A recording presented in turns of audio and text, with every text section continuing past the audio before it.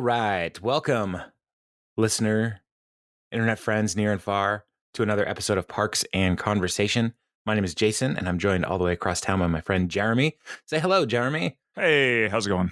It is going so well. It is a beautiful, normal Friday. Time for the weather update. Let's do a weather let's do a weather check. It's just, we've got some marine air coming in.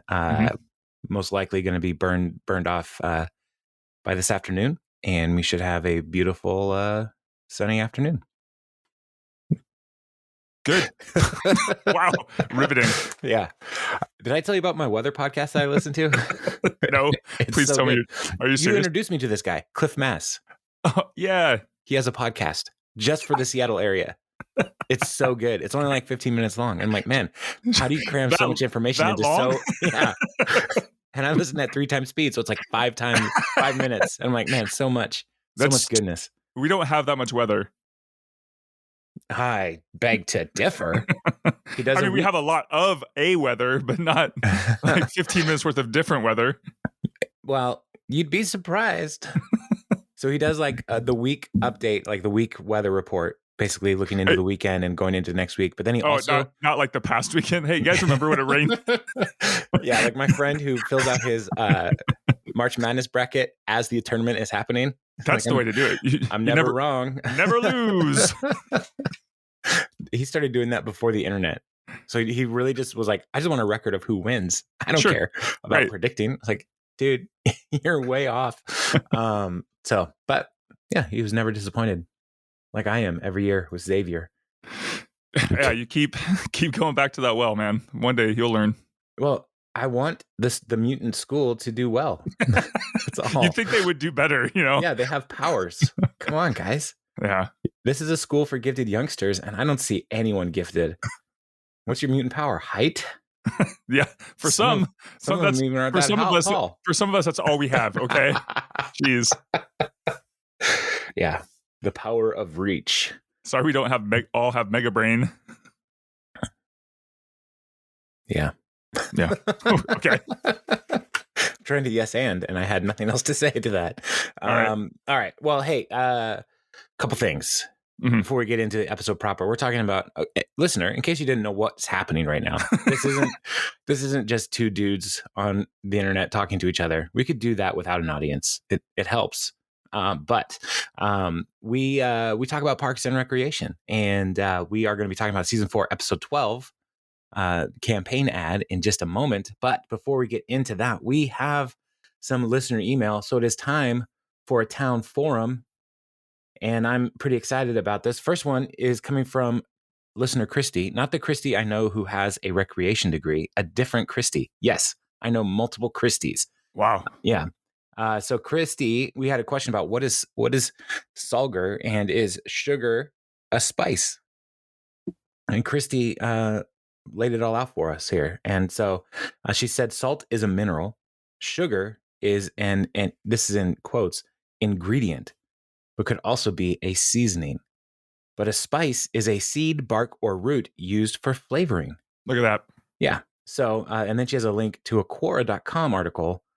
And it's listener, you might want to write this down. https://www.quora.com/salt-is-mineral-inorganic-sugar-is. I'll stop. It's a very long Quora article, but the best use of sulgur, according to Christy, would be butterscotch pudding, by the way, like salted caramel. And when Leslie reveals that she was only scooping sugar and not sulgur onto her spaghetti, Christy laughs so hard, and Ben's look to the camera is such a great horrified confusion. And yeah, that is one of the best. It's a great Ben moment. He's a great audience surrogate. Like, he's thinking what we're thinking most of the time. Yeah, because how would you know? It was set up so perfectly with sulgur. No, this is just sugar. All right. Yeah. So thank you, listener Christy. And this next email comes from listener CJ, and he says that he's so glad we're back. I'll just read his quote instead of me trying to. So the subject line is topless park, and I was really afraid to open this. Dangerous, FYI. dangerous click. Risky click. But this is going to an email account that I can easily burn to the ground. It's not associated to anything else. So anyway, so it's just like it's this email account is not my life. I can get rid of it if I need to. So please be careful with your subjects. So this is what CJ says. So glad you're back. I really missed your podcast, and I'm really excited to hear your commentary about the forthcoming other podcasts about everyone's favorite fictional Indiana town. Thank you, CJ. I wanted to share my local farm called Luna Sea Alpaca Farm in Clermont, Florida. While not exactly what you asked for, they raise llamas, among other animals. So they're like helping llamas get along with other animals, I think. Can we all get a llama? Boo. Oh, come on. So at Luna Sea Alpaca Farm, they make their own toys from the hair, fur, wool, whatever, the shear. I had a keychain. They also have ornaments and plushes and also clothing and scarves and yarn and just so much. I know you're one on the other side of the country, so it wouldn't be feasible for you to visit. But if you're ever in the area, it's such a beautiful small farm and really cares about their animals. I've attached a picture of some of the llamas. It's been a while since my visit, so I don't remember more details, but it was such a fun experience at their farm. So CJ, thank you. And I will include this llama picture in the show notes, and you can find that at just click on the show notes thing, I guess, in your podcatcher, and it'll get you there. So, a picture of some llamas. That's awesome. So, yeah. So thank you, CJ. And we're glad we're back too. And we are having a great old time. And I'm pretty excited for this episode. And I know I say it almost every time, but next week I won't, because I don't like next week's episode as much. Wow. So spoiler alert. Be sure to tune in. Tune in and let's all say how terrible we think the next episode is. Okay. Yeah, we'll be unifiers in how much we hate that one. So, and we can figure out why do we hate that one so much? Sure. Yeah, it'll be great. Counter, and people can let us know why they do like it. And how they're wrong. And then we'll say that's a terrible point. No, we would never. Counterpoint. You're dumb. Wow. How's that? That's good already. I would never say that to our listener. No. So, because CJ wrote such a nice email and Christy wrote such a nice email. So, yeah, we're back. And so this episode, Jeremy, first impressions on this episode before we discuss it. Yeah, I enjoy this episode a lot. This is a really fun episode, and like I said, I don't like the next episode either. But this introduces a new character that is absolutely fantastic to the world of Pawnee, and yeah, this is a fun one for me because everybody's in it. So yeah, how about you? What did you think of this one? I concur. It is so fun. It feels like Andy was just given an opportunity to Andy to the max. Yeah. Which makes it even more fun. And his whole storyline has nothing to do with anything. Yes. It could have been its own episode, kind of like the Coach Beard episode of Ted Lasso. Right. Is this real? That's kind of how I feel with the whole Andy and April segment. I love it so much. So, I love this episode, and we got to watch out for make sure we don't hit our head or our brain helmet, and we'll be fine. So, so let's jump in. Cold open. We meet Leslie's competition in her campaign for city council, and it's Bobby Newport. And Bobby Newport is played by Paul Rudd. America's sweetheart. America's never aging actor, showman, dancer, Mac and me connoisseur. I mean, everything about Paul Rudd. I would be hard pressed to find something negative to say about Paul Rudd. Yeah, I don't even know I don't know what you could say bad about Paul Rudd. Yeah. He seems like a genuinely nice guy. And even as Bobby Newport, like, I get why people like him. He's super fun. And he gives people candy. So, Yeah. Bobby Newport is the one of the sons of Nick Newport Sr. So he's excited No, right there. So that was the thing. So if Bobby Newport's the heir to the throne, what happened to Nick Newport Jr. and Dakota and the other dog and all of that, the puffy vest people? I think they all are busy running Sweetums. And so Nick Sr. was like, I'm actually doing something with my life. Yeah. No, well, Nick Sr.'s old, and he's looking at Bobby, who's just living off of his inheritance essentially, and is like, "What are you ever going to do with your life?" And and then Bobby's finally like, "Get off my back, you old man! I'm gonna change this town for the better. I'm gonna run for city council." Why am I giving you a piggyback in the first place? Yeah, exactly. So I mean, we later find out that the only reason Bobby does this is because he wants to get his dad off his back. Yeah. So I think he's living in the shadow of Nick and Dakota and Shoelace. And so he's like, Shoelace is more successful than I am. So I got to do something with myself. True. So, so he comes and he's at a campaign event. I love his opening line. He's like, we're 2 days into this campaign and so far it's going great. In fact, I don't know why they call it a campaign, because up till now, it's been a Cam-Pleasure. Which is terrible. It's such a gross thing to say. But it's also the title of this episode. So when you download this, we're talking about topless parks, Cam-Pleasure. It's gonna be great. It's so bad we use it for the title. Yeah, it's like, I can't not use this. It's so cringy. And so so he is his whole speech is, "It's been a Cam-Pleasure. All right, hey, why don't we line up for autographs and free Bobby bars?" Yeah. Who wants to meet me? Who wants to meet me? And so that's what they do. And he tells everybody, "My dad made him."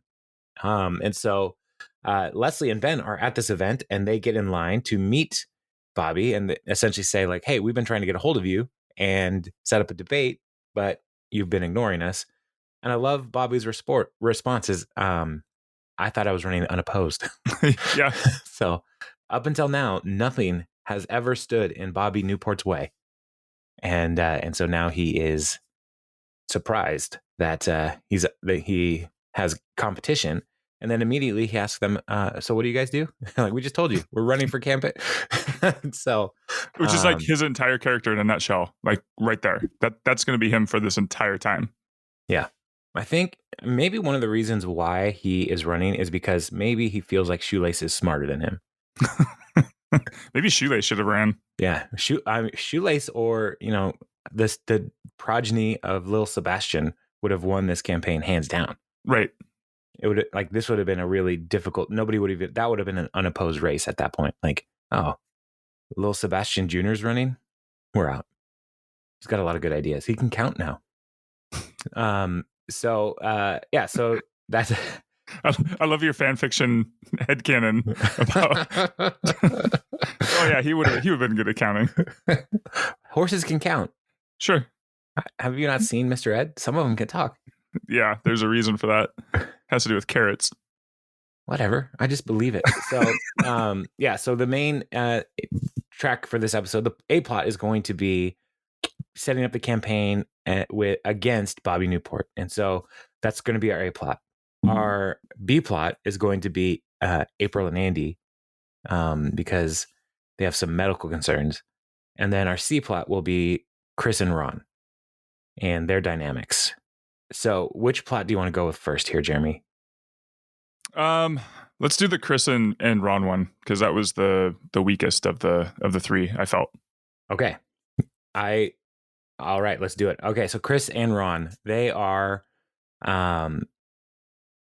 not the same at all. Right? They're opposites. Very, very opposite. And, Ben resigned into disgrace, and so now Chris is kind of on his own managing this government, and he's the city manager, so he needs to make sure, like, he's got people in his back who can support him. But also, as we learned in the very first episode with Chris and Ben, Chris hates giving bad news. And so he goes to Ron and he asks Ron to come with him to a meeting. And Ron is doing a crossword, I think. Yeah, crossword or Sudoku or something like that. Yeah. Sometimes I think he's just drawing a grid. I've looked at it. Like, what is that? I like squares. Yeah, he's like, I like to make a bunch of squares and then color them in at random. It soothes me. And so he comes in, and Ron's only thing on Ron's desk is his little grid box there. And Ron's response is like, I'm pretty busy. And but Chris hooks him by saying, I've got to make a ton of budget cuts. And then Ron's like, I can make some time. So Ron is jumping in on this meeting with Chris because he can cut some things, and he's got a great idea already. He's like, have you ever considered cutting the fire department? I've personally put out several local fires at no cost to the taxpayer. He's a problem solver. Yeah. I mean, he's available to do anything that needs doing. And so, so Ron is in with Chris to go and help cut some of these, very expensive projects. And some of the projects that the first project that they look at, like, I don't understand why a local city would be responsible for that, because they're in the meeting. And Chris is saying, the public's work department is wonderful. And this guy, John, is the best idea man in the business. And then Ron just cuts in, and we're canceling all of your ongoing projects. And John here is asking, like, what about the Pawnee River Dam? And Ron's just like, dam's dead. Dam's dead. Have a nice day. So he's just making it happen, making the cuts. Where will the water go? Wherever it's headed now. Yeah. Yeah. The important thing is the dam is never happening, and your dream has been crushed. So I don't maybe I'm wrong, Jeremy, but are rivers, are cities responsible for their rivers? Isn't that like a county or a state issue? I have no idea. I try to stay out of the affairs of water. Okay. Rivers specifically, they meander. They're very unpredictable. That's true. Well, Ron does not have a problem with the unpredictability of water. Like, wherever it's going now, gravity works. So, So Chris says they're sorry, and Ron just says, I am not. Good meeting. And that's that. So Ron is stepping into that Ben role where Chris would come in and say, hey, everybody, you're doing great. And then Ben would say, and your budget's cut by 35% or whatever. So this is a very big help to Chris because he hates giving the bad news. So keep scrolling down here with Ron, and he's in his office. And Chris comes to see him and say, hey, thank you for being so ruthless and cruel in the meeting the other day. Which, they don't make that Hallmark card. It's true. Yeah. Chris is really good at specific compliments. Like, hey, I asked you to do a specific thing and you did it. Thank you. But even here, Ron's like, you'll have to be more specific. So it's like, with the public works department. And then he's like, hey, I have to go to lunch. What do you think we get together and you can talk about projects you want to accomplish? And Ron's like, I don't have any projects. And Chris laughs and then cut to the restaurant. and they're talking. Orrin's like, what should we order? I'm going to, he's like, I want something raw and cucumber based. A cucumber. A cucumber. That cut was so perfect because Chris is laughing and it's just a close up of Ron's very disgruntled face, and then it cuts back to they keep the laugh going, and Chris is and then you just pull back and you see them. They're at the restaurant, and then Ron obviously points that out by saying, "How did I get here? Did he drug me?" Yeah, he's like, I declined his invitation. He started laughing. Next thing I knew, we were at lunch. We were here. It's the power of Traeger. Yeah. So Yeah, it's so weird that Ron would be manipulated this way by Chris. It's probably it was probably a device. They're like the writers like he would never go willingly, so that we have to he was under some kind of a spell or a trance. Like how funny would that be if Chris just like kind of whisked him away? I mean, not like real magic, but like Traeger magic. Yeah, he's got a strong woo. Sure, like John Woo. Yeah, like John Woo. Like he distracts him with doves and slow motion. Yes, and doves coming out of the car. Wow. Why were the doves in the car anyway? It was the dove delivery guy. I'm thinking Face Off specifically. That was John Woo, right? Sure. You can't return them when they're dead. That's all. Face Off? If you freeze them. No. Go back to the ocean. I have to look up Face Off director. I'm pretty sure it's John Woo. Yeah, John Woo. I like that movie. What do you think about Face Off? It's been a while since I've seen it. I made a Face Off reference the other day because we were talking about hockey and nobody got it. So then I stopped. So that's as far as I got. Was this at home? No, it was out. I don't know. I was somewhere. Where were you talking about hockey with somebody and then you made a Face Off reference and they didn't get it? I don't know. This is what I'm saying. I'm like, Ben, it's like, oh, calculator, like I was like, oh, just like John Travolta and what's his face in Face Off. And they're like, what? Nicolas Cage. Yeah, the time traveling vampire. John Travolta and whoever. It's Nicolas Cage, dude. Come on. That's probably why they didn't get the joke. It was a 1997 American action thriller directed by John Woo, written by Mike Werb and Michael Colleary. Yeah, I really like this movie. Let's take a pause real quick. Wow. On this episode, because I went to see this movie with my friend Darren, and we went to a matinee, and when we came out, it was one of those weird like summer things where like it was still light out. No, it was it was a matinee, so I'd hope it'd still be light out. It had when we went in to the theater, it was sunny and clear and beautiful. When we came out, it was sunny and clear and everything was wet. It like rained so hard while we were in the theater, but we missed it all. And I have this just vivid memory of being like, we're stepping into a new world here. This is a post Face Off world. Yeah. And I am for it. That's the power of John Travolta and the other guy swapping faces. Yeah. That movie is so bananas. Oh man, it is so good. Anyway, so I guess go see it if you haven't. Yeah, spoiler alert. They put their faces back eventually. A lot of slow motion in that movie, like because it's John Woo, but like at the end when John Travolta, I can't remember who's the good guy or the bad guy. There's a scene where I'm pretty sure it's John Travolta comes in, but he's supposed to be the bad guy at that point, and it comes slow motion into his house, and it's like, oh, we all know he's the bad guy, but his family doesn't. And then at the end, John Travolta comes back in slow motion, but this time we know that he's been restored. But the movie loses credibility because there's like no scars in the whole face trade procedure twice. No scarring. That's where it loses the credibility. Yeah. I want to take his face off. What are we going to call this movie? Let's just scroll through. Let's see if there's any clever lines throughout this script. My word. Bobby Newport. Oh man, sorry listener. Please tell us what you think about Face Off. You can email us parksandconversation@gmail.com. Let's just go for it. Sure.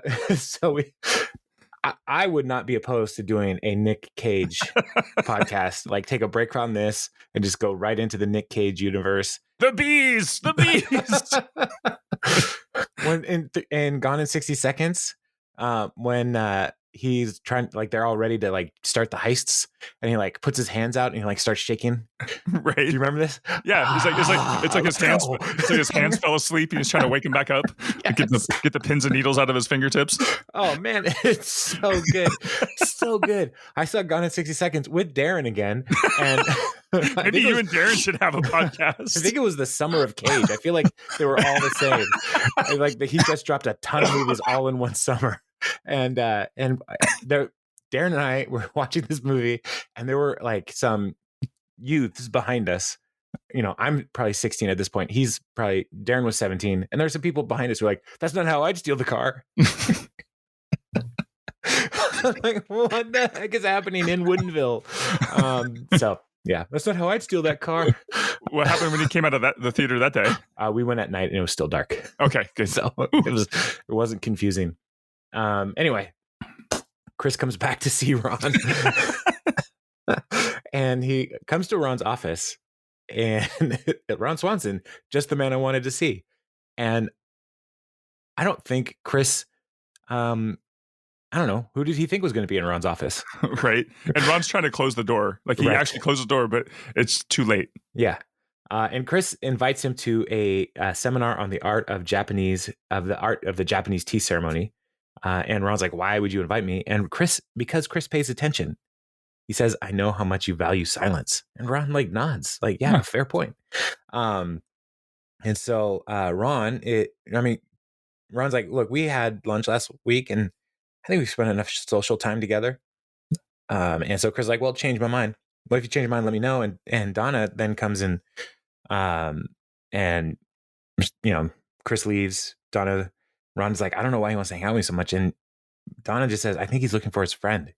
He lost his buddy. He's looking for a friend." And so that gives him a good idea here. And so the next time we see Chris and Ron is coming to Chris's office. And Ron has brought Kyle with him. a great friend of Ron's. Yeah, he doesn't know his name. He calls him Dennis at the same time Kyle says Kyle. And so here he is a fellow who works in the building, and he is named Kyle. And Ron says he strongly enjoys Japanese culture, and I thought he might enjoy going with you to the thing. And Chris investigates this, and he's like, "Oh, you're a brother Japanophile." And Kyle says, "I was eating rice." And Ron made me come up here.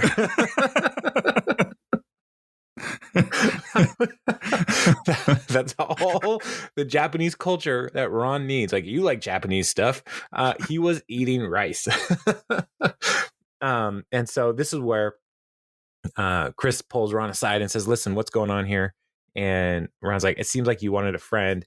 And Chris, I love Chris. "I'm not lonely. I have me." Yes. That made me laugh out loud. Friends and a hot girlfriend. I have me. But then he says, like, "Look, I need a new assistant manager, and I was giving you a try. And so mull it over for a while. And I'd love for you to have the job. Think about it." And then he leaves with Kyle-san.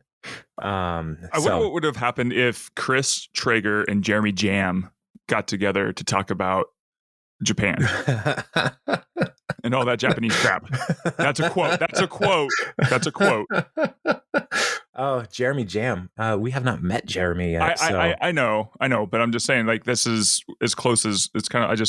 There's a connection there. I was like, oh, interesting. Yeah, it'll be good when it happens. That would have been really great. But Jeremy would have been like, "T, right? Are these geishas?" It'd probably be what Jeremy's into. So watch some anime. Jeremy Jam, not Jeremy you. Oh yeah, no, listener. No. I want to make sure you guys know that I know Jeremy here on the podcast. He's not into geishas. No. So all right, we talked about a topless park. We talked about this is going to get the E tag for sure. All right, so you ready for the B plot? Oh, excellent. Yeah, absolutely. Is that what that stands for? Mm-hmm. All right. Rated E for everyone. So April and Andy come into Anne's office because she works part-time in the public health department or something like that. And Anne comes in and says, "Hey, Anne, are you still a nurse, or did they fire you because you slept with all the doctors?" And April is just so delightful. And Anne's like, "You want to try that again?" It's like, "Well, are you still a nurse?" Because Andy's not feeling well. I like that Anne stood up for herself. We were talking about being a bit of a doormat. Now maybe she's a bit of a doormat with like her dating life and stuff. But at least here she's like stands up to April. You want to try that again? Because you obviously need something. Right. Yeah. And so, so then she says, Andy's not feeling well. And so I was like, what's wrong? He's like, I had a headache and I'm seeing double and I got a song stuck in my head and my teeth hurt. Also, I'm hungry. And I love Anne's response. It's like, well, some of those are symptoms and some of those are just being a person. And so she's like, did you hit your head? And he's like, no, well, technically I did smash my head into the wall area. And there's a lot of air quotes hanging as he's doing this. And they cut to him doing this and he's trying to hammer in his gold record into the wall, and he sneezes and hits his head on the wall. And then April's like, are you okay? And he's like, yeah, I'm okay. And then he tries to swing the hammer again and falls down off the little ladder. And Andy's takeaway from this story is point is I have a gold record.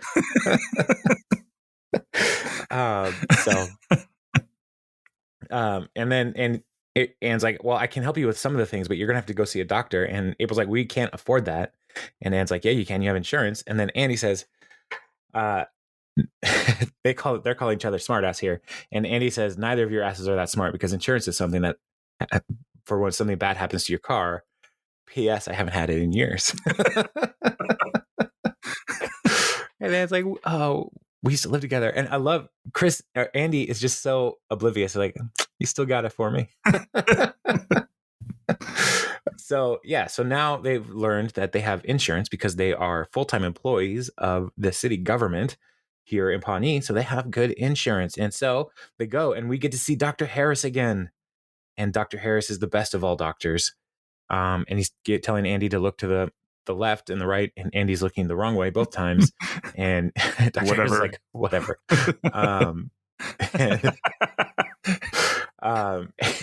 April is like, are you the kind of doctor who gets hooked on his own drugs? I bet you are. And he just ignores that altogether. Sure. So he asks Andy what happened, and Andy tells Dr. Harris, who has been with Andy for a long time already. He was the doctor that he saw when he broke his legs. He knows how dumb Andy is, but Andy is still trying to sound impressive to this doctor. And he says, I was reading an encyclopedia and I tripped, or in quotes, fell over and hit my head, or brain helmet. And April's just, he sneezed and smacked his head against the wall. And Dr. Harris like, that sounds right. And he's like, well, it's a concussion. Wouldn't worry about it. But anything else? And then Andy starts giving all of his symptoms, which none of the things from before. No, there's more. These are all new ones. Yeah. So I'm just going to read what Andy says are his symptoms. Sound good? Oh, yeah. All right. Well, I mean, I've got a weird rash in my knee pit area, and my tongue on this side doesn't taste anything anymore. Sometimes when I walk, my ankles make like a weird rattlesnake sound. Things that are far away from my eyes are fuzzy. I once ate a Twix with the wrapper on it, and I've never seen the wrapper come out. Also, I've swallowed every piece of gum that I've ever chewed for the past 25 years. Andy! I don't know. I broke my thumb on my way over here. Just fix me. And his thumb is so jacked up. Yeah. It's all bruised and nasty. And it's like, how did you break your thumb on the way over here? And like, not only what that, were they doing? And it was the very first thing. Anything else about him? He's like, nope. Like, no. So good. So good. So they're like, all right, we're gonna have to give you a referral to all these other things. And April's like, thanks for nothing. So and I feel welcome. That way when I go to the doctor. Like, I can't do anything for you, but all these other people you can pay to do things for you. Like, oh, sure, that sounds great. Yeah. So then Andy's getting a vision test. And his responses are EH4M, potato shape, coffee mug shape, smudge, middle finger smudge. The rest are all smudges. And then he like throws the thing away, like nailed it. And April's like, you drove us here. And then their talking head is like, hey, we made all of our doctor's appointments for ourselves in 1 week. So then we won't have to come back for like 10 years because we're smart. And the doctor's like, you're going to need glasses. And April's like, no, I'll divorce him. And Andy's response is, well, you heard her. Too handsome for glasses. No offense. I wonder if this is the same person who wrote or pitched the idea for the all the what was it? 91 meetings. The person episode? who wrote this episode? Yeah, or at least pitch the idea, because it's like a what if. Would you or would you rather? Would you rather have all of your meetings on one day and none for the rest of the year, or have one meeting every single day for a year? Or would you rather go to the doctor once or twice a month, or have all of your doctor's visits, dental, vision, on one day and be done for a year? Mm-hmm. Yeah. What would you do? I'd rather do them all in one day. Yeah. Agreed. So, I had 2 appointments yesterday. I had a dentist appointment and a chiropractor appointment, and I felt productive. Why? You just laid there in both of them. That's a good point. but you felt productive. That's good. Yeah. Sorry, it's just funny. It's 2 things I didn't want to really do. Well, I don't mind going to the chiropractor, but I don't really want to go to the dentist, but I did it. So I felt productive. All right. Who wrote 94 meetings? Sorry, I had to look 94. It up. Your dentist name is Crentist? Maybe that's why I became a dentist. No, that's Harris Whittles. Harris Whittles, okay. Is the story editor. Alan Yang wrote campaign ad. So Alan Yang is the bass player in Mouse Rat, by the way. That's true. So FYI, listener. Yeah. So if you're trying to put a face to a person. So then the next doctor thing, Andy's getting allergy tests. And oh my gosh. Have you ever had an allergy test? No. Oh, they are sounds awful. They're terrible. And the doctor's like, well, if you're allergic, you zoom in on his arm and it's all like numbers and circles. And because the allergy test is like poking your skin to see what you have a reaction to, and his arm is totally red. So he's like, based on the redness, I might be allergic to getting stabbed by needles. I had one that they put all of these little like vials with the needles. It's like a tray, and underneath the tray is all the needles. It's like in a grid, and it had to have been like 20, or I don't even know how many. It was a ton, but they did it on my back. Yeah, and so it just itches, and so you just have this massive itch on your back. When and I don't have a joke for that. It just sucked. When I was young, like probably, oh my word, 9 or 10. Well, that would suck. Oh yeah. Well, I'm glad you lived. Me too. That's why I'd never go outside, because it turned out I was pretty much allergic to most anything plant-based. So, go Washington. When people are like, you should do an all-plant diet, you're like, are you trying to kill me? Exactly. Yeah. All right. Well, yeah. So Andy is allergic to everything too. So you and Andy have that in common. Oh, nice. That's why I only eat candy. Yeah. You and Andy have that in common. Mm-hmm. And then it cuts to another talking head with Andy and April. And Andy says, we've already been to like 5 different doctors. I got my ankles microwaved. April says X-rayed. I'll be Andy, you be April. Okay. Got my ankles microwaved. X-rayed. They took my blood away to use for science. Cholesterol tests. April had her sinuses removed. Looked at. Some guy looked at my wiener, touched it. That was weird. That guy wasn't even a doctor. That what? I love that so much. What? That what? and she doesn't even crack. Like, she doesn't even break character. It's so perfect. Yeah, she is. April is so well cast. She's so great. So yeah, she's one of the best parts of the show, in a show that has so many best parts. It's true. So so I love that all of the things that he thought was happening. I had my ankles microwaved. Why would you microwave an ankle? Took his blood for science. Yeah. So cholesterol test. Like, I'm helping other people out now with my science blood. I love how he had these huge boots for his rattlesnake ankles. So they must have found something. Something was going on. Yes. Man. So yeah, Andy is on the road to recovery, so this is good news for everybody. So then it cuts to April and Andy after doing some dental work, apparently. And so they are, Andy's poking her, and he's like, April's like, ow. And then they're at the front desk, and the lady at the desk gives them the bill, and Andy's like, "We won't be needing that. I've got this free medicine card." I love first though. It's like they had all this dental work done, and he's like, "Let's get you home and get you some ice cream." Yeah, that's the they're whole smart. reason. That's the whole reason they're there. Cavities and how bad would that hurt? They know how to care for each other. So I went to like I said, I went to the dentist yesterday, and later I went to the Seahawks game, and they lost, by the way, which was hard. But that double punt though, come on. That was really cool. I was very confused. I was on the other end of the field, and I was like, "What's happening? What is happening right now?" But I had my daughter went with me, and she wanted dipping dots all day. That's all she was talking about. When are we getting dipping dots? So we finally got dipping dots, and they were so cold, and my teeth were still like in dental mode. And I was like, "Ooh, a little too cold." So anyway, I don't know why she loves those so much. They're not good. They're really not. They're so cold that I don't think they have flavor. Yeah, your brain tricks you into thinking a thing. So, yeah, like Andy thinking he knows how to get out of paying a $500 deductible. Because it's like, we won't be needing that. We've got this free medicine card, and it's like still a $500 deductible. Did you see how smooth that transition was?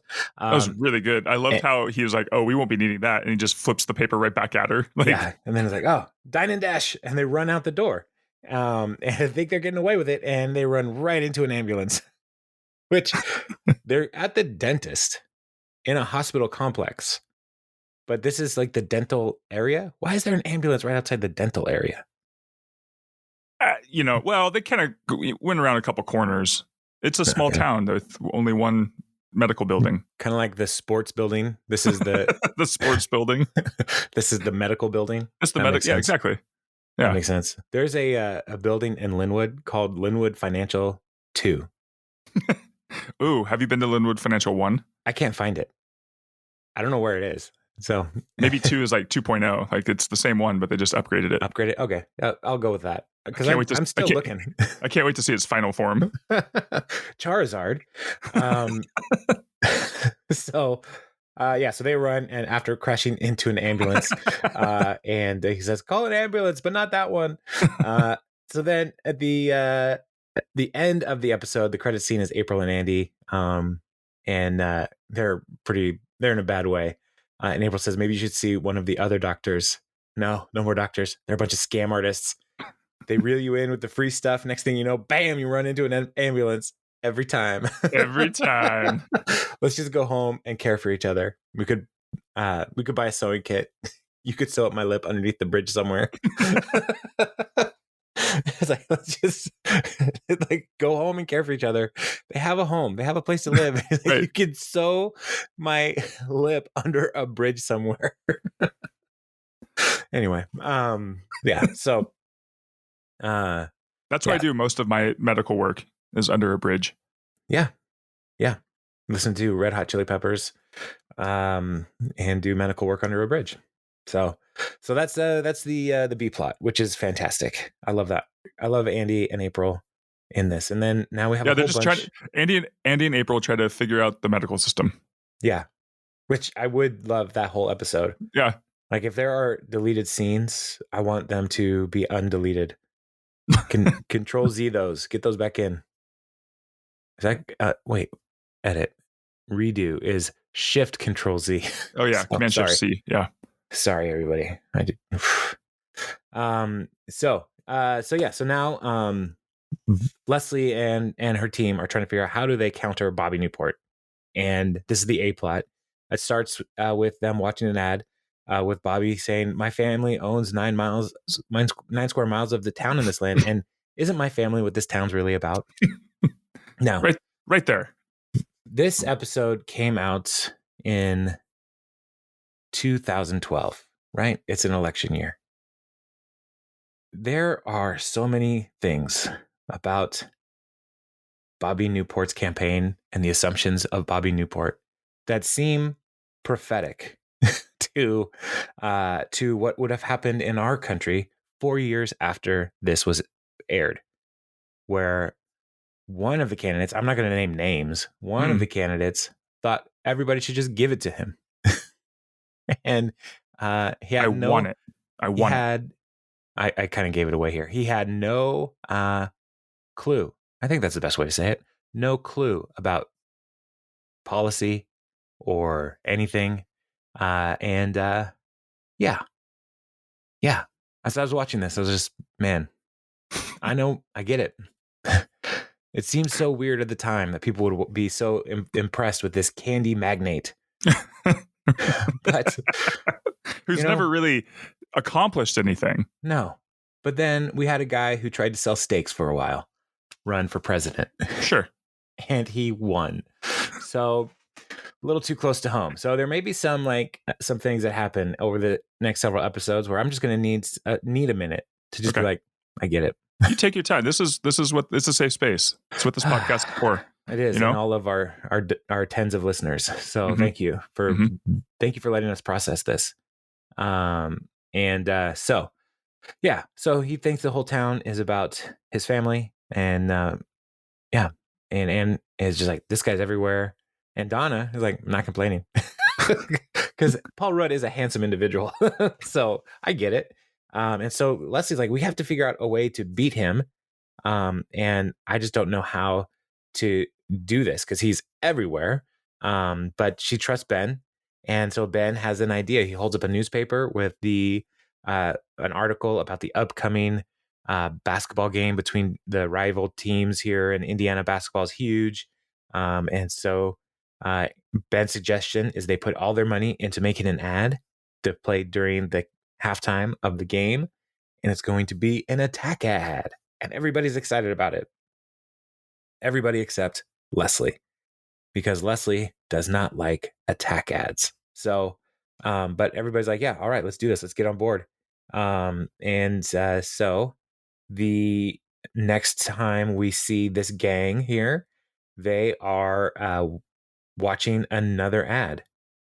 I'm Bobby Newport. I'm a regular guy. I like dogs. I'm here with my Persian Greyhound, Raclette. I don't know how to say that word.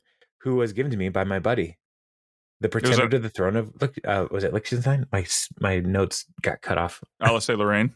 Lorraine, yeah, the pretender to the throne of Alsace-Lorraine. It wasn't a Persian Greyhound. It was an Afghan Greyhound. So he doesn't even know his greyhounds. I would not vote for him based on that. Wow, I mean you definitely know more about greyhoundery than I do. Yeah. So I'm going to lean on you now for more dog information. Yeah. Like if you need a name for a greyhound, like maybe Tina Feyhound. I don't know. I'm not fighting. Yeah, I don't know. We'll come back to it. Tina Feyhound. I like it. Yeah. It's already locked in. So then Leslie is comes up to Ben's like, look, I think Donna's having a hard time with this negative ad. And Donna hears is like, no, I always go negative. Keeps them interested. And then she's like, well, I heard Anne was having a hard time. And then cuts to Anne and she's smelling a marker. Like, oh, it smells like cherries. And then Ben's like, Ben is wise and he sees her. He's like, what do you think? And she says, look, I hate negative ads. I'd never want to do one in a million years. And then cut back and Ben is saying it's not a negative ad. We're stating facts about him. And yeah, they happen to be negative because he's a bonehead. Right. So they start to try to build a plan. She tries to get Tom's opinion because he's the campaign or communications director. And Tom agrees with everybody because he never wants to be on the losing side. When he talks about betting on horses, he never loses because he bets on all the horses. So, which is a terrible betting strategy because you do lose in the long run. Yeah, because there are many horses running. So you lose. Yeah, Tom's not smart. Bottom line. So, so he's trying to be on everybody's good side. But Ben and Leslie decide to make two different demos, and whichever one they like better, they'll use that one. And so Leslie's going to make a positive ad, and she's going to have Anne and Donna on her team. And Leslie tells Ben he can have Jerry. And he's automatically disappointed. So you wanted to go negative. You got the biggest negative in the world, buddy. And so it cuts to Leslie out on the street making a positive ad. And she tells the people there it's by a hot dog stand, which again, like, I feel like Linwood is a bigger city than Pawnee would be, and we don't have hot dog stands. There you And go. We so need a hot dog stand. I would be so happy if I just started seeing hot dog stands like on sidewalks in Linwood. Dude, I saw yesterday driving up in Linwood or very much North Edmonds, a guy doing, it was called Mr. Euro. It was like a coffee hut sized. If you guys don't have those in your area, that's like just a little shed that sells coffee out of them. It was like a drive-through coffee shed that sells Euros. That's starting up. Yeah. I am for this very much. Yeah, I think we need smaller. So it's like instead of like the food truck, it's like just food huts. Yeah. Let's do it. There's a burrito window down in Pike Place. Yes. It's so good. Yeah. It's just a window next to an Italian restaurant. There's a chicken window inside of the what is it? The soda place down in I'm killing it here. The UW Village. There's a chicken sandwich shop. It's just a window. I gotta go to there. Yeah. Anyway, very good. Anyway, so so there's a hot dog vendor on the streets of Pawnee, and Leslie tells everybody to just think of this as Christmas and your birthday and first day of school all rolled into one. Which I'm thinking all the things that Leslie loves. I don't know anybody who's that excited for the first day of school. First day of school, but all rolled into one. I did like the first day of school because you got to go see all your friends. That you miss, and you gotta wear that new pair of shoes that has to last the next 9 months. I guess. Yeah. I could see the fun of it, but then also it's like, I gotta do this for the next 9 months. So I don't know if I can handle it. And then cut to Leslie Head saying positive is always better than negative. Barack Obama said, yes, we can. And now he's president. Ben says, no, we shouldn't. And now he's working for his girlfriend. And so she's trying to get everybody happy and smiling. And as she's getting everybody ready, Tom's filming this. And a big old Bobby Newport bus pulls in behind the shot. And whoa, sorry. I crashed into stuff in my office. And she makes it ruins the shot. So then cut back. And Tom now is working with Ben because Tom is communications director, and they are looking at some Bobby Newport propaganda. And Tom's response, his first thing is like, his hair game's on point. Got to find out what products he's using up in that her. Ben's like, how's Leslie's ad going? He's like, it's very good, but yours is also very good. And they start making a voiceover for their ad. The only line that they get through, like the start with, is Bobby Newport's never had a real job in his life. And Tom's like, you gotta give him more attitude. You gotta scare people. So it's like Bobby Newport. Bobby Newport. Bobby Newport. Bobby Newport. Bobby. And it just, all three of them just fall into this like trap of saying Bobby Newport in scary ways. And Jerry ends with saying Newport, and then Ben's like, all right, we're just wasting time, Jerry. So and then we have another Bobby Newport ad. Hi, I'm Bobby Newport. My dad befriended John Cougar Mellencamp. That's pretty cool. I love Bobby Newport's character so much. He's Paul Rudd. It was so pitch perfect, the casting choice and the character. It's so perfect. That's pretty cool. He is like the nicest, like rich brat. Like it's great. Yeah, and John Cougar Mellencamp is a huge Indiana celebrity, right? And so like, hey, I know this guy. You want to be like this guy, knowing somebody like this guy? So unless it's like, who's he running for? Being president of every channel all the time. And so they're coming down to crunch time. They have an hour to get the ad done, and so they are going to play the first one. And Leslie plays her, and it's all the things she's pro. She's pro parks, public safety, clean water. She's pro environmental regulation and very, very pro local propositions 45, 86, and 102F. But most of all, I'm pro Pawnee. Here are some other things that I'm pro. And it's just a list of all the things she's pro that is going up. Like, and there's 110 things. Do you have them all listed? I don't have them all listed, but some of the best ones I feel like I have. One of them was more snowplows, fewer libraries, one park ranger for every 10,000 raccoons. Start talking to Cuba again. Forming an ad hoc subcommittee oversight committee, which I thought. Unionizing ice cream trucks. That's a good idea. Free trade with Illinois. Reopen the toucan exhibit at Pawnee Zoo. Also, find Gabe the toucan. Memorial for those lost in the trampoline, quote, incident. Working sewers. More parades. Challenging the norm again. Finish the statue of Burt Bacharach. No more conflict diamonds. Free cookies at every street corner. One school for every student. Requiring flattering rooms and public restrooms. Free cakes when it's your birthday. Rickshaw Wednesdays. Making it illegal to refuse a hug, and Proposition 6A to recognize all 5 food groups. Rickshaw Wednesdays. That is delightful. Yeah, so she's pro a lot of things, and yeah, so she has my vote already. Yeah, and Tom is like, I love it, and it's great. And Leslie says, do we even want to screen yours to Ben? And Ben's like, yeah, that was awful. Because she didn't say what she was running for. She literally never said the word city council, unless the response is, it was implied. We can just put it in. And then, so they play Ben's ad, and Ben's ad is like legit. So the ad is essentially Bobby Newport has been handed everything on a silver platter. His cushy job at Daddy's company, handed to him. His 60-foot boat, Bobby's boat, handed to him when he was 12. Leslie Knope is running for city council too, and she's earned everything she's ever gotten. And it cuts to Anne's like, she has. Yeah, she has.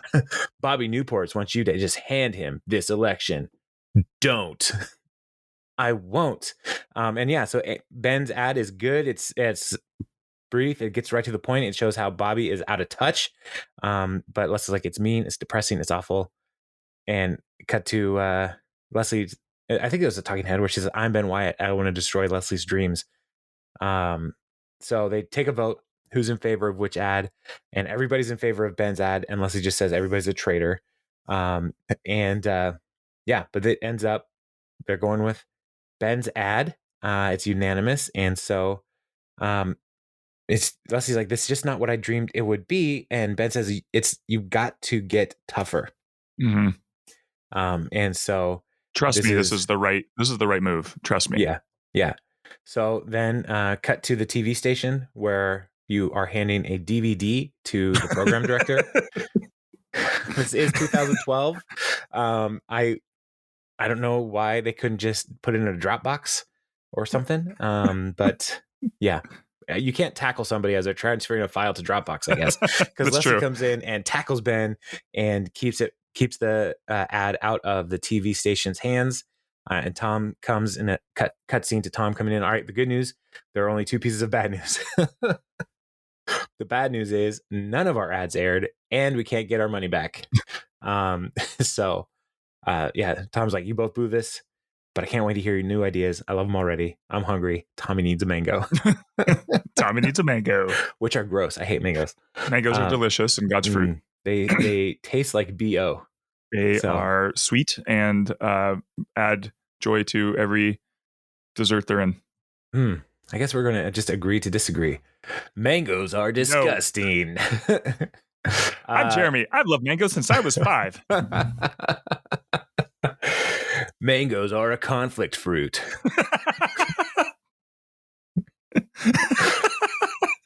Mangoes killed the Appalachian pear. I don't know. No one's ever heard of a mang stop. It's a mango straight to the store.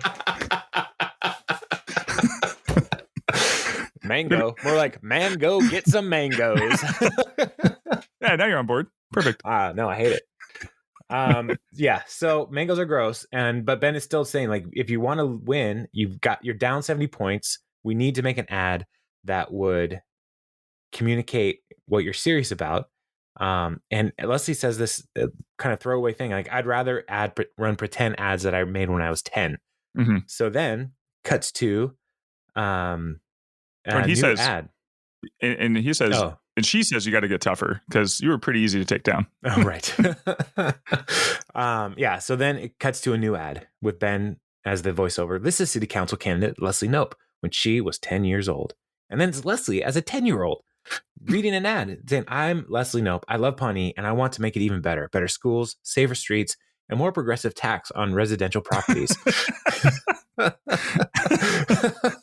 This is City Council Bobby Newport today. People keep asking me, Bobby, what are you going to do once you get into office? I'm pretty sure I'll figure it out. Which, again, a little too real. A little too real. All I need is some markers and I'll be good. But this is where the hurricane could have gone. Right? I guess. Anything could happen. So Leslie Knope had better ideas when she was 10 than Bobby Newport has now, but they do have one thing in common. And then it cuts to both of them saying, I like dogs. So for a better Pawnee, vote Knope for city council. And so this is a great ad. It's highlighting all of Leslie's good qualities. It's a lifelong dream of hers to help Pawnee be better. And Bobby likes dogs. Yeah, and it does point out a little bit of Bobby's inefficiencies, and it uses his own ad versus attacking him, or using his own words, which we know works brilliantly in political campaigns. Yeah, I bet. I mean, if somebody says something on tape, then that's what they meant, and we could play it back, and that's the truth. Huh? In this country? Mm-hmm. Yeah. Right? No. What? Huh? Weird. Yeah. Huh? Now. Huh? Interesting. All right, but this does set up like the best ending. Like all of this was prelude to this scene coming up, which makes this episode, in my opinion. Yeah, because other than Andy and April's whole side thing, because that was brilliant as well. Yeah, this is a great payoff because Bobby wants to meet with Ben and Leslie, and they meet him at a restaurant. They've already met him, but they do him a favor by reintroducing themselves, which because when they met him the first time, they had no idea. He had no idea who they were and forgot right away. Oh, cool. Do you want a candy bar? My dad made them. Yeah. So they're at the restaurant. It's like, nice to see you. You guys want anything? This is a restaurant, so they have food and stuff. I'll take a milkshake. And so then he's like, can you, why'd you guys make that video of me? It was so mean. It didn't make me feel good. It was mean. You guys are mean. And it's like, it's your ad. I don't think it was mean. But he's like, my friends keep sending me that just to make fun of me. So stop running. Okay. Just stop. And let's like stop running the ad. He's like, no, stop the campaign. Just quit. It would be so cool if you would just quit. Then I can have a big election, run party. I'll invite both of you. I mean, I'm going to have a man who does magic. He's really good. Not like cheesy magic, like good magic. So, so Bobby really wants them to quit. And then he's like, we're not quitting. And he's like, well, just give me the election and then I'll let you do all the work. I want it. Give me it. Give me it. Give me it. And so he is finally at a point where he's like, I can't handle it. And he throws his head back and hits his head on the wall. It's like, it's not padded. And that seems like one of those moments where it's just like, he maybe didn't realize, as Paul Rudd didn't realize where the padding ended. Right. When he threw himself back and like 100%. Yeah, it was a definite, like, that was not supposed to happen situation. But he just went with it because he's a pro. Yeah. And it was funny. It was really funny. It's not bad. So, so then Leslie's like, why are you even running? And here's where he says, I just need to get my dad off my back.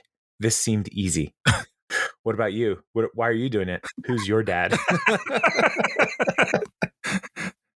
Because it's only like that's just Bobby's world. Like anything that's happening to Bobby is happening to he's right. So yeah.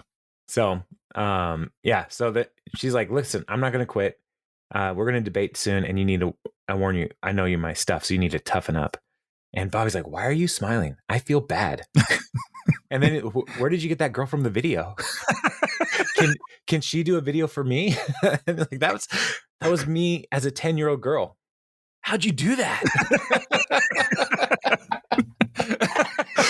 Paul Rudd is so great. He's so great in this episode and the rest of the season that he's in. I thoroughly just enjoy every time he's on the screen because he's wonderful. Yeah. So yeah, and they use him in such a brilliant way. He's a great foil to Leslie's like just hyper focused, and it really does point out just how like unfair it is that you have this person who really cares about the city, knows everything, and then this guy that's like he's a popular guy, so he's gonna win, you know? Right. Yeah, and they do a good job in this show of basically lampooning politicians. Because later on, Ben will be working with a politician who's basically just a handsome robot. Right. And like, so there is no right left dynamic. Like, it really is like politicians are ridiculous. We all agree on politicians being ridiculous, right? And so I feel like that's a good path for this show to take, is like, there's so many ridiculous things about the whole campaign process. So my question to you is, who do you think is going to be the next MCU hero to come off of Parks and Recreation? Because Chris Pratt is Star-Lord, and Paul Rudd is Ant-Man. Who's next, and what will they play? Okay, this is a very important question. I just need a little bit of time here. Yeah, you're the comic book guy, so you know so much of the history and the characters, their background, and these people. I could see Aubrey Plaza playing somebody. Yeah, Aubrey Plaza could play like I'm blanking on their names right now, but. And I put you on the spot. I put you on the spot, and you know that's what I wanted. I'd love. That's what I wanted to do. I'd love to get Jim O'Hare, Jerry. Yes. As like Paste Pot Pete or something, which is a minor. I was gonna say I don't know villain. Who that is. So Paste Pot, does he eat paste? No, he shoots like a glue, and like people get stuck in the glue. That's a perfect Jerry like superpower. Yes, right. So that would be awesome to get Jerry. He's like, I'm Paste Pot Pete. But I do feel like Rob Lowe is only a matter of time before he is. That's true. In the MCU, like I don't know why Rob Lowe wasn't cast in the Eternals. Right. Yeah. Right. He is ageless. He is, yeah. So you guys really missed it on that one. But yeah, so I think Rob Lowe is probably not long for getting cast in some kind of Marvel movie. But yeah, Paste Pot Pete. Final answer. All right, cool. Jerry, who would you throw in there?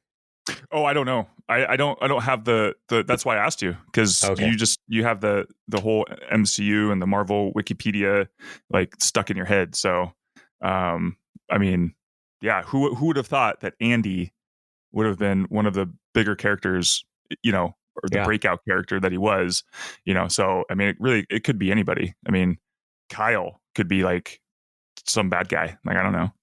Who knows? I want Kyle to be the owl.